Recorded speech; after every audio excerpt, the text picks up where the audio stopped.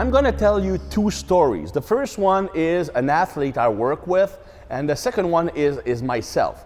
I work with an athlete that was at least 15 years ago. Yes, I'm that old. And he was a player in the Junior Major Hockey League in Quebec.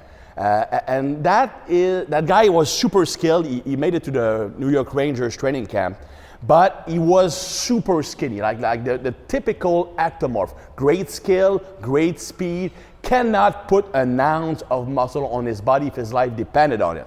Now, during the summer month, we were able to put 15 pounds of muscle on his frame. Like in 3 months, with someone who can barely put weight on, that is like an amazing achievement. Of course, he was 18 years old, naturally high testosterone level, yada, yada, yada. But still, it was very hard for him to put that amount of muscle. And then when the season started, I mean, he was stronger, he was like hard in the corner, his forecheck was much better, was faster, was stronger on his skates. But his coach was old school. You can't do weight training during the season, you'll get injured, you're gonna get slower, you're gonna get fatigued, you won't be able to perform. What do you think happened with a guy who's not built to carry muscle?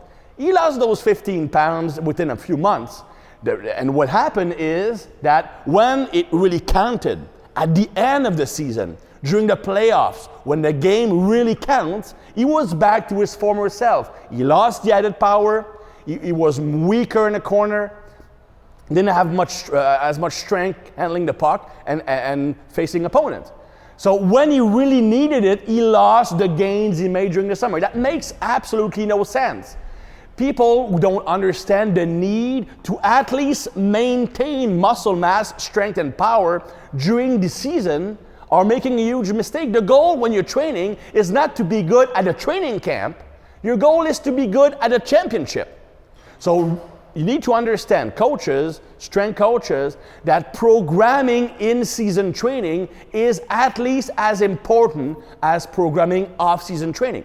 The problem is that what you can do during the off-season is not the same thing as what you can do in season because you don't have the same recovery capacities. You need to be well rested to play your games. You need to avoid muscle damage to increase the risk of injury. You need to stay optimal. So in this series, I will address what kind of training you should be doing in the season, what kind of training you should avoid to maintain your strength, maintain your muscle mass, maintain power. Because if you lose muscle, you will lose strength. If you lose strength, you lose power. If you lose power, you lose speed. If you lose speed, you lose agility. It's all connected. So maintaining size and strength should be one of your priorities during the season. And I'm going to show you how. So stay tuned for the next part of this series.